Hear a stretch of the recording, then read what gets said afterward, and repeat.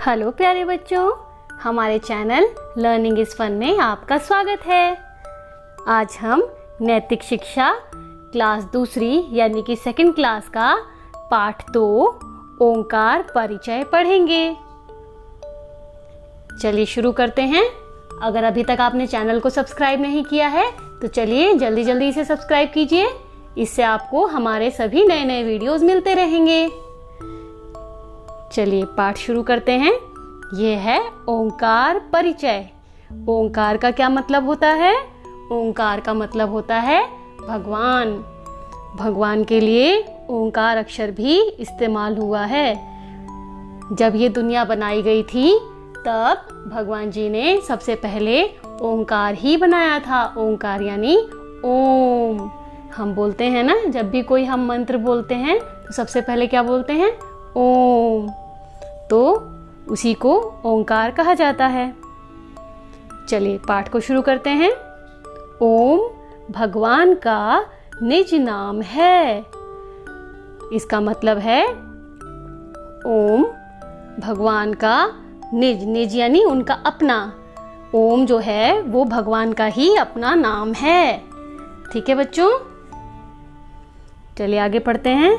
इस नाम में 3 अक्षर हैं, अ, उ और म।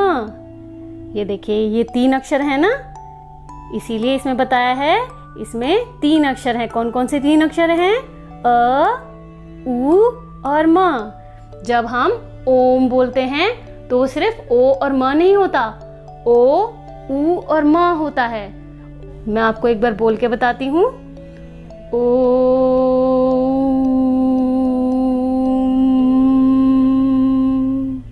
ठीक है बच्चों, इसमें ओ, उ और म तीनों अक्षर बोले गए हैं। अ बोलते समय मुंह खुलता है, उ बोलते समय मुख खुला रहता है। ओ, उ। जब हम ओम का उच्चारण करते हैं तो पहले ओ बोलते हैं फिर उ बोलते हैं, दोनों में ही मुंह खुला रहता है। फिर हम बाद में सबसे आखिर में म बोलते हैं। म बोलते समय मुख बंद हो जाता है। जब हम म बोलते हैं तो आप बोल के देखिए, मुख अपने आप ही बंद हो जाएगा। तो ओ, उ और म ये कुल मिला के ओम बन जाता है। भगवान संसार को बनाता है। भगवान जी ने इस संसार को बनाया है और इस संसार को बनाने के बाद उन्होंने ही ओम को भी बनाया है। वह संसार को पालता है। जो ओम है वो भगवान का ही दूसरा नाम है और वही संसार को पालता है, यानी कि इस दुनिया का पालन करता है। जैसे कि ये पूरी पृथ्वी है, हमारी धरती माता, ये प्रकृति होती है इसमें, और प्रकृति माता ही हमारी सबकी देखभाल करती है, हमारा पालन करती है। प्रकृति मतलब पेड़ पौधे, नदियाँ, झरने, पहाड़, ये सब ही तो हमारे जीवन का हिस्सा हैं। इनके बिना हम जिंदा नहीं रह सकते।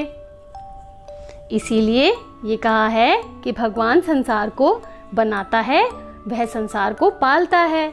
जो हमारी प्रकृति माँ हैं वो ही हमारे संसार को पालती हैं, इस दुनिया को पालती हैं। अगर पेड़ पौधे नहीं होंगे तो हम जिंदा नहीं रह पाएंगे, है ना।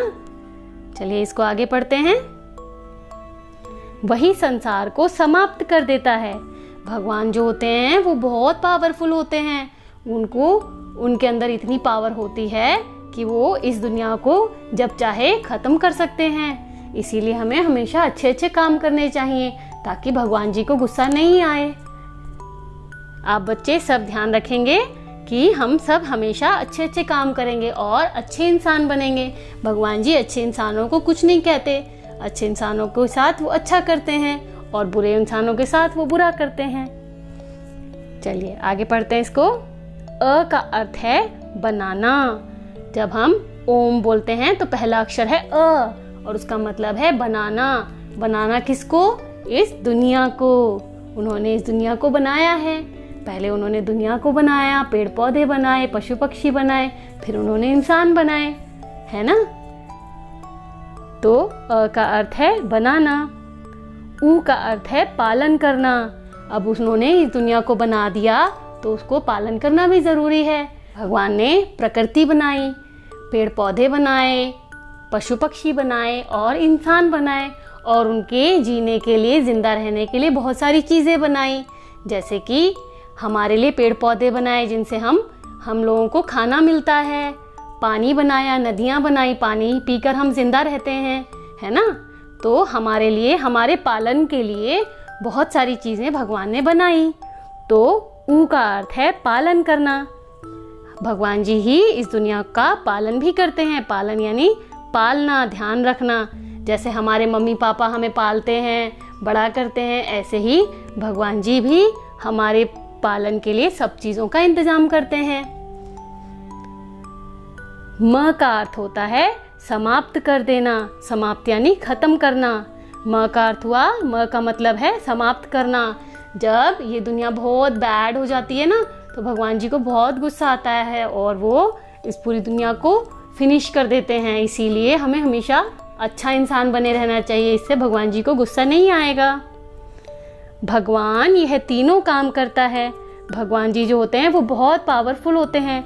तो दुनिया को बनाते हैं, उसको पालते भी हैं और उसको फिनिश भी कर सकते हैं, समाप्त कर सकते हैं, क्योंकि वह ओम है। ओम यानी भगवान। भगवान जी ही ओम हैं, ठीक है। ओम भगवान जी का ही दूसरा नाम है। ओम ही हम सबका रक्षक है। जब हम किसी परेशानी में होते हैं, जब हमें कोई तकलीफ होती है, कोई दुख होता है, तो हम भगवान जी को ही याद करते हैं ना, तो वही हमारी रक्षा करते हैं। जब भी हम किसी परेशानी में होते हैं तो भगवान जी हमारी रक्षा करते हैं। तो ओम का मतलब भगवान जी, तो ओम ही हम सबका रक्षक है। हमें ओम नाम जपना चाहिए, हमें ओम का जाप करना चाहिए। हमें सुबह उठ के हमेशा हाथ जोड़ के ओम ऐसे करके बोलना चाहिए। चलिए अब अभ्यास कर लेते हैं। आशा है आप सब बच्चे इस पाठ को अच्छे से समझ गए होंगे। अब हम कुछ अभ्यास के कार्य करेंगे, यानी कि कुछ क्वेश्चन आंसर हैं जो हम करेंगे। इसमें सिर्फ हमको सही और गलत वाले जो वाक्य हैं वो बताने हैं। शुद्ध वाक्य पर सही और अशुद्ध पर गलत का चिन्ह लगाइए। सही का चिन्ह यानी राइट का निशान और गलत का चिन्ह यानी रॉन्ग का निशान, ठीक है। हम इन सबको, ये सारे वाक्यों को पढ़ेंगे, इन सब सेंटेंसेस को अच्छे से रीड करेंगे और देखेंगे कि इनमें से कौन सा सेंटेंस सही है और कौन सा गलत है। चलिए शुरू करते हैं इसको। ओम भगवान का निज नाम है। ओम भगवान जी का ही अपना नाम है। बताइए ये वाक्य सही है या गलत है। हमने इस पूरे इसमें पाठ में पढ़ा था कि ओम ही भगवान जी का निज नाम है। ये देखिए सबसे पहली लाइन है, ओम भगवान का निज नाम है।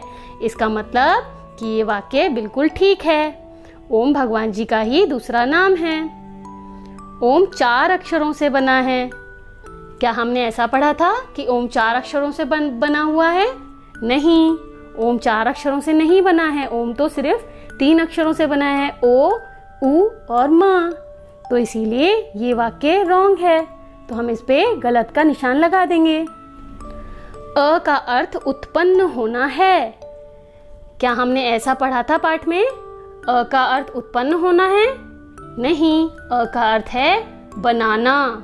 हमने पाठ में पढ़ा था अ का मतलब होता है बनाना, यानी भगवान जी ने इस दुनिया को बनाया है।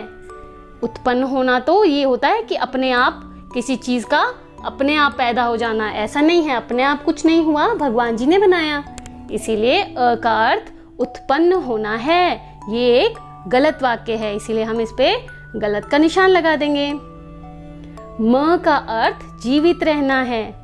हमने पाठ में क्या पढ़ा था? म का क्या अर्थ है? मैं आपको दिखा देती हूँ। म का अर्थ है समाप्त कर देना। हमने यही पढ़ा था पाठ में। तो इसका मतलब कि ये वाक्य जो है ये गलत है। म का अर्थ जीवित रहना नहीं है, म का अर्थ है समाप्त कर देना। इसीलिए हम इसको गलत का निशान लगाएंगे। ईश्वर हमारी रक्षा करता है। हमने पाठ में क्या पढ़ा था?